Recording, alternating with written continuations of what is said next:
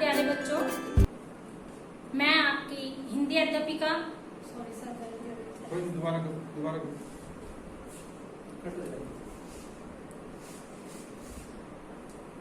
प्यारे बच्चों, आप सभी को नमस्कार। कैसे हो आप सभी? आशा करती हूँ कि आप सभी स्वस्थ होंगे।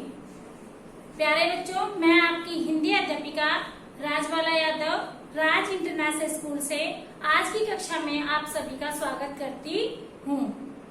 बच्चों, आज हम हमारी हिंदी पाठ्य पुस्तक वसंत में कक्षा 7वीं का पाठ संख्या 9 चिड़िया की बच्ची के बारे में पढ़ेंगे।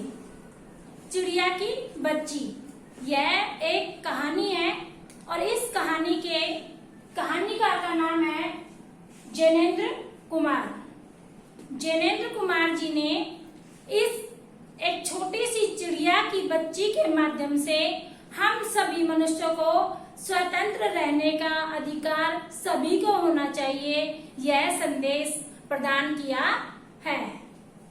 प्यारे बच्चों, आपको भी आजादी अच्छी लगती होगी या फिर आपको एक घर के एक ही रूम में अर्थात एक ही कमरे के अंदर बंद कर दिया जाए तो आपको क्या अच्छा लगेगा? नहीं लगेगा ना। तो ऐसे ही चाहे कोई भी जीव हो, सजीव, सभी को आजादी बहुत प्रिय लगती है। तो इस कहानी के माध्यम से यही समझाया गया है कि चाहे कितने भी शानो शौकत से आदमी पले, कितनी भी उसको मतलब खूब मजेदार जगह पर ले जाया जाए, अच्छी अच्छी डिशें उसको खाने को दी जाए, लेकिन यदि उसे आजादी नहीं मिलेगी तो वह कभी भी खुश नहीं रह पाएगा। तो प्यारे बच्चों, इस जो हमारी कहानी है इस पाठ में, जिसके कहानीकार जैनेन्द्र कुमार जी हैं, इन्होंने एक चिड़िया की बच्ची और एक सेठ माधव दास दोनों के बीच स्वतंत्रता को लेकर जो आपसी चर्चा होती है उसके बारे में बताया गया है। पाठ शुरू करने से पहले बच्चों, मैं आपको कुछ कविता की 2 पंक्तियां सुनाना चाहती हूँ। एक चिड़िया के बच्चे 4 घर से निकले पंख पसार, पूरब से पश्चिम को जाते, उत्तर से दक्षिण को आते, घूम घाम के घर को आते, माँ को सारी बात बताते। देख लिया जग हमने सारा, अपना घर है सबसे प्यारा। अर्थात जहाँ हमें सबसे ज्यादा स्वतंत्रता मिलती है, अर्थात आजादी मिलती है, वो हमारा खुद का अपना घर होता है। चाहे वो कहीं पर भी चले जाएं, 2 दिन या 5 दिन या 7 दिन, 10 दिन, 1 महीना, 6 महीने से अधिक ज्यादा दिन अगर वो वहां पर रहता है तो उस जगह को लेकर के उसका मन ऊब जाता है। प्यारे बच्चों, सबसे पहले हम इस पाठ के शब्दार्थ के बारे में पढ़ेंगे। शब्द और अर्थ। विनोद चर्चा। विनोद चर्चा का मतलब है हंसी मजाक। स्वच्छंदता अर्थात स्वतंत्रता। थिरकना, इधर उधर फुदकना, जो चिड़िया की आदत होती है, स्वाभाविक आदत है कि चिड़िया एक जगह स्थिर रूप से नहीं रह सकती, वो इधर उधर फुदकती रहती है। भयभीत मतलब डरी हुई। तृष्णा प्यास, इच्छा, चाह, कामना। हमारे आगे के शब्दार्थ है बेखटके। बे मतलब बिना, खटके मतलब रोक टोक के। व्यसन बुरी आदत अर्थात नशा वगैरह आदि करना। सुहावना सुंदर। श्याह बहुत काला, कहते हैं बहुत ही स्याह रूप है उसका, तो उसका है बहुत काला। ढांढस कहते हैं ना, तो मैंने उसकी ढांढस बंधाई, अर्थात उसकी धीरज बनाई, उसको धीरज प्रदान किया। अभिरुचि चाह, ये भी इसका इच्छा है, अभिरुचि है और कामना है। तो ये थे हमारे इस पाठ के पाठ संख्या 9 के शब्दार्थ। अब आते हैं बच्चों हम अपने पाठ के सारांश पर। इस कहानी में 2 पात्र हमारे पास में और तीसरा पात्र कहानी के अंत में सम्मिलित होता है। इसमें सेठ माधवदास है और दूसरा चिड़िया की बच्ची है। तीसरा सेठ माधवदास का अंत पंक्तियों के अंदर नौकर की एंट्री या उसका प्रवेश होता है। इसलिए हम मुख्य पात्र दो ही मानेंगे, जिसमें एक सेठ माधवदास है और दूसरा चिड़िया की बच्ची है। प्यारे बच्चों, सेठ माधवदास एक बहुत ही धनी व्यक्ति था। उसके पास इतना बड़ा व्यवसाय था, इतना बड़ा बिजनेस करता था कि उसके पास रुपए पैसे धन दौलत की कोई भी उसके पास कमी नहीं थी। उसके पास इतना पैसा था कि उसने एक शानो शौकत हवेली बनवाई। हवेली के सामने उसने एक बहुत बड़ा बगीचा लगवाया। उस बगीचे में उसने छोटे छोटे रंग बिरंगे अनेक प्रकार के फूलों का पौधारोपण किया और साथ में उसने फवारे होजर बोलते हैं जिसे होज, वो भी लगवाए, जिनके अंदर से पानी के फवारे निकलते रहते हैं।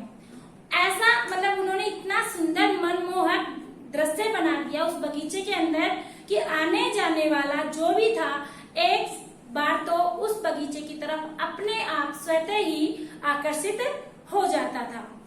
एक बार एक चिड़िया उसी समय अपने घर से घोंसले से निकल करके घूमने की इच्छा प्रकट करने लगी और वो घूमते घूमते सूरज की धूप खाते हुए, हवा को मजा लेते हुए और घूमते घूमते बहुत थक गई और थकने के बाद वो बैठना चाहती थी, आराम करना चाहती थी और वो अकस्मात उसी बगीचे में आ गई जो बगीचा सेठ माधवदास का था।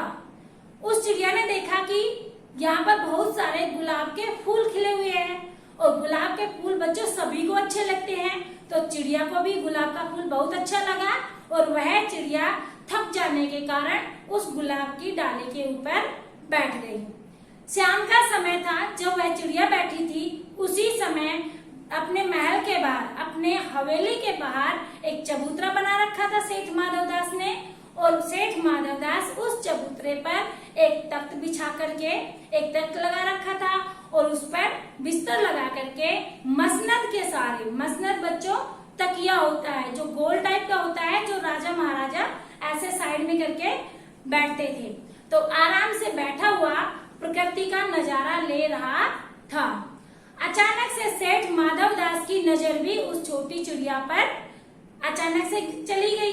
उसे सेठ माधवदास को वह चिड़िया बहुत अच्छी लगी क्योंकि सेठ माधवदास के पास में सभी चीजों की भरपूर मात्रा थी, लेकिन वह अकेला था, इसलिए उसे हमेशा अकेलापन या अपने मन के अंदर खालीपन महसूस होता रहता था कि कोई उसके मन को बहलाए।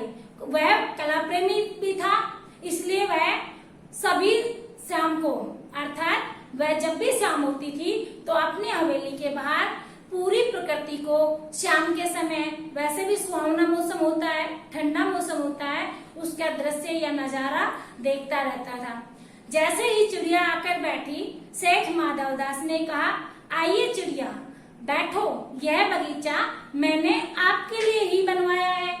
प्यारे बच्चों, सेठ ये सब इसलिए कह रहा था क्योंकि सेठ माधवदास को वह चिड़िया बहुत भा गई थी, वह चिड़िया उसे बहुत ज्यादा पसंद आ गई थी और वह चाहता था कि यह चिड़िया उसके बगीचे में हमेशा रहे और अपनी जो अटखेलियां हैं, जो उसकी गतिविधियां हैं, उसके माध्यम से वह उसका दिल बहलाती रहे, क्योंकि सेठ माधवदास अकेलापन महसूस करता था और वह चाहता था कि चिड़िया कभी गीत गुनगुनाए या फिर वो कभी इधर से उड़ करके, थिरक करके, अटखेलियां करती हुई वहां से उसका बार बार में उसका दिल बहलाती रहे। इसलिए वह चिड़िया से मीठी मीठी बातें करने में व्यस्त हो गया। चिड़िया से कहा कि चिड़िया, ये मैंने आपके लिए ही बनवाया है, इस बगीचे में आप कभी भी आ सकती हैं, बिना रोक टोक के, बेरोक टोक, यानी कि बिना रोक टोक के आपको कोई भी यहाँ से बैठने के लिए मना करने वाला कोई नहीं है। आप बस आ जाया करो और अपनी गतिविधियों से मेरा मन बहलाया करो।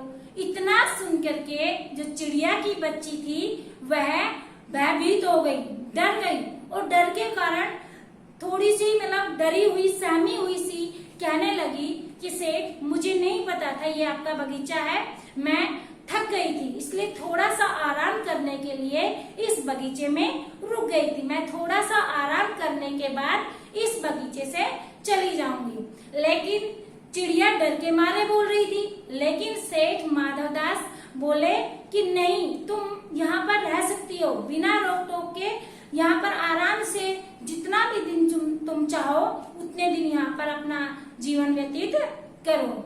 चिड़िया की बच्ची डरी हुई थी, उसे लग रहा था कि वह यहाँ पर आकर गलत स्थान पर बैठ गई है, इसलिए वह डरती डरती हुई, मतलब सहमी हुई सी फिर से बोलने लगी कि सेठ, मुझे नहीं पता था कि ये आपका बगीचा, मैं यहाँ नहीं बैठना चाहती थी, लेकिन मैं धूप खाते खाते अधिक थक गई, मैं उड़ान अधिक भर के आई हूँ, इसलिए मैं थोड़ी देर यहाँ पर आराम करके यहाँ से चली जाऊंगी। लेकिन सेठ माधवदास उसको अपनी बातों में फंसा करके अनेक लालच देता है, और लालच देता हुआ कहता है कि चिड़िया की बच्ची, तुम यहाँ रह सकती हो, देखो मेरा कितना बड़ा महल है, मेरी कितनी बड़ी हवेली है, ये सब आपके लिए ही है, आप जहाँ चाहे अंदर रह सकती हो हवेली में, या फिर बाहर बगीचे में रह सकती हो। आपके खाने के लिए मैं अच्छे अच्छे व्यंजन पकवान लेके आऊंगा, आप जिस कटोरी में पानी पियोगी मैं उस कटोरी को सोने की बनवा दूंगा, मेरे पास में बहुत सारा